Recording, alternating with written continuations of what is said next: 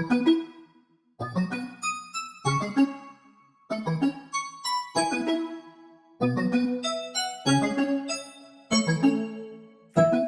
back to Earth, Space Explorers. This is Jackie from the Waco McLennan County Public Library, bringing you another program where we're going to talk about something cool out in space. And today we're going to talk about constellations. What is a constellation? I know that's a really long and big word. Well, a constellation is actually just some different stars arranged in a way that might help tell a story. So on a clear night, you can see lots and lots of stars, especially the farther away you get from the city. And if you've ever imagined connecting those stars to make pictures, kind of like you might if you're looking up at clouds, then you are not alone. The stars that form some of these imaginary pictures are what we call the constellations. And we have 88 of them that we recognize. Now, this book right here that I thought I'd bring and show you talks about every constellation that we've named out into the sky. And these books you can get right here at the library. How cool is that?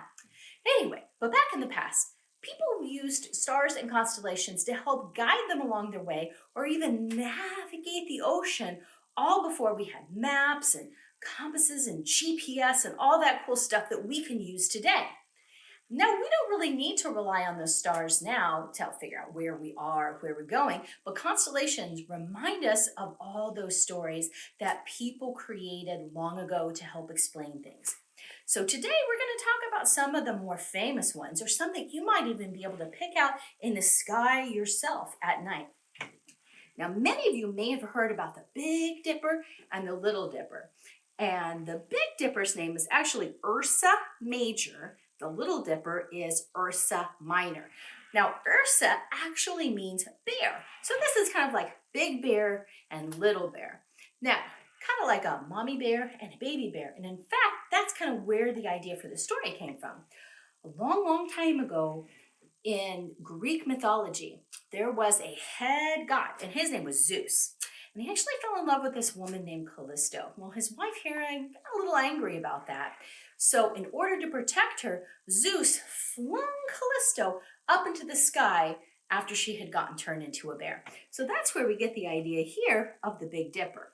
Now, Callisto had a son, and his name was Arcas. And he is known as the Little Dipper. And he has something very important inside his constellation, and that is called Polaris. It's a very, very bright star, and it's in the north. And that's what we also call the North Star, which is one of the most famous stars that people use to help them navigate. You may have heard the phrase, follow the North Star. Well, that's where Polaris comes in. So it's kind of a helpful star for us, especially those people that used to navigate a long time ago. Now, one of the easiest constellations I think to find, especially here in the winter sky, is one called Orion. Now, he was a hunter, and there's a lot of controversial stories about Orion out there.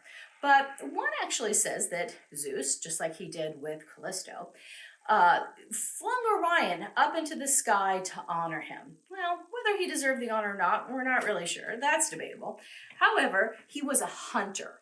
And he kind of made some people angry. You can read about it in one of these books if you want. He was actually killed by the sting of a scorpion named Scorpius. We'll talk about Scorpius here in a second. One thing I want to point out about Orion, this is why I think he's the easiest one to find in the winter sky. He has a belt he wears right here, which are 3 stars in a row. And if you can find this, then you pretty much found the constellation of Orion. Now, we'll talk about Scorpius here. Now, imagine what a scorpion looks like.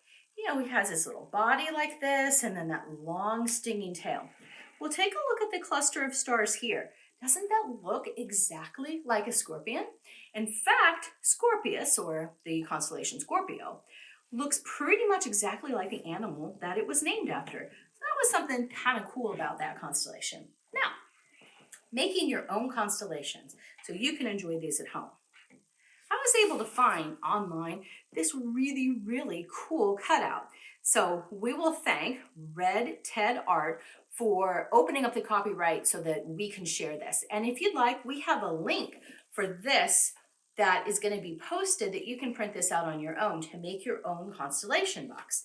So all what you would need to do is cut around the edge here where it's purple and black, and then you would fold all along the little edges inside to create a box that looks just like this. And in this box, we have Ursa Major and Ursa Minor, the Big and Little Dipper. Here's Orion that we just talked about, and here's Scorpio. So here in this box, you can recreate these exact constellations. Now, once you create your box, you can put one of those little LED lights inside of here. Don't ever put a candle, guys, that would be bad. But you can put a little light inside here, and you can see the constellations yourself right here in a box. It was nice to spend time with you today, Space Explorers. Thank you for visiting our YouTube page where you can watch this video and others just like it. And we will look forward to seeing you as you gaze up at the stars. So enjoy and we'll see you soon. Bye, friends.